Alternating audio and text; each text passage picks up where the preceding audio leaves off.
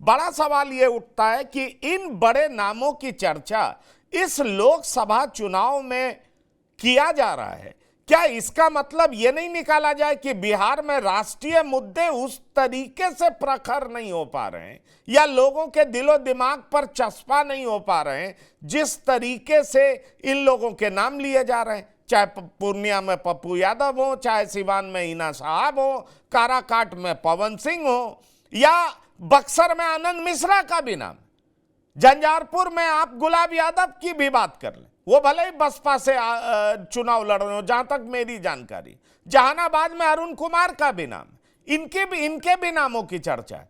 लेकिन 3 सीट के जो प्रत्याशी हैं, माना यह जा रहा है कि लड़ाई उनके सामने ही किसी दूसरे उम्मीदवार की होगी। काराकाट में पवन सिंह का खूब नाम आ रहा है, सिवान में हिना साहब का पलड़ा भारी दिखाया जा रहा है, पप्पू यादव का पलड़ा भारी बताया जा रहा है, वहां चुनाव हो चुका है। आखिरकार बिहार की स्थिति बन कैसी रही? नमस्कार पंकज जी, मेरी आवाज आ रही है? बिल्कुल बिल्कुल आ रही है। देखिए, मैं डॉक्टर संजय जी को, प्रोफेसर नवल किशोर जी को सुन रहा था। संजय जी ने तो बिल्कुल इतनी बारीकी से विवरण दिया कंस्टिट्यूंसी वाइज, जिसको कहा जाता है कि बिल्कुल उसमें रचा बसा उन एक एक क्षेत्र की पॉलिटिक्स की एक एक तार से वो जुड़े हुए हैं। देखिए, मूल बात जो है, बिहार ने देश को दिशा दी है बहुत कई बार।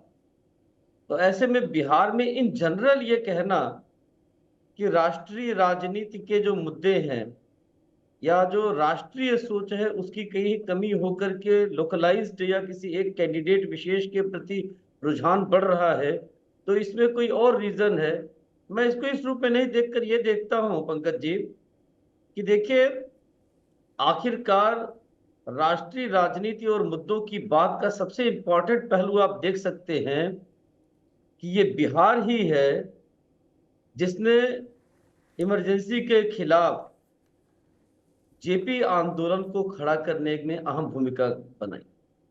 ये बिहार ही है जो कुछ भी थोड़ा सा देखने में, मैं मानता हूं कि मोदी के नेतृत्व में जो लड़ाई चल रही है एनडीए वर्सेस अदर्स, उसमें एक जो विरोध का या विपक्ष का एकजुट रूप खड़ा किया तो बिहार ने किया, नीतीश कुमार जी के आह्वान पे कि भाई इंडिया बनाना है। बेशक उसको छोड़ के अलग भी नीतीश कुमार ही पहले हो गए, अन्यथा आज इंडिया एनडीए के खिलाफ एक बहुत सशक्त मोर्चे के तौर पे खड़ा होता हर राज्य में। अब यह है कि कुछ राज्यों में भी वो सीमित हो गया है। तो राष्ट्रीय मुद्दों को खड़ा करने वाला, राष्ट्रीय राजनीति को लीड करने वाला बिहार। अब जिन चंद नामों की आपने चर्चा की पंकज जी, देखिए ये हमेशा से एक भारतीय राजनीति में नहीं पूरे विश्व में ये बात रही है कि जो पर्सनालिटी जिस पर्टिकुलर क्षेत्र में किसी भी कारण से बहुत चर्चित हो, चाहे अपने व्यक्तिगत सरोकार से या जनता के मुद्दों पर, जैसे पप्पू यादव का आपने एग्जांपल दिया लड़ने के लिए, या आप फिल्म लाइन से या क्रिकेट से, तो आपने देखा किस तरह से निरहुआ जीत का आजमगढ़ से आगे।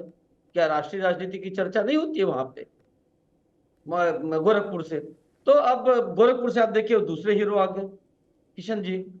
तो आ, उस व्यक्ति की किसी एक स्पेसिफिक क्षेत्र में जो उसकी लोकप्रियता है और उस क्षेत्र से जुड़े हुए लोग वहां की राजनीति में पसंद करते हैं ऐसे लोगों को, या उस क्षेत्र के लोग जैसे भोजपुरी लोग ऐसे हीरोज को पसंद करते हैं बहुत।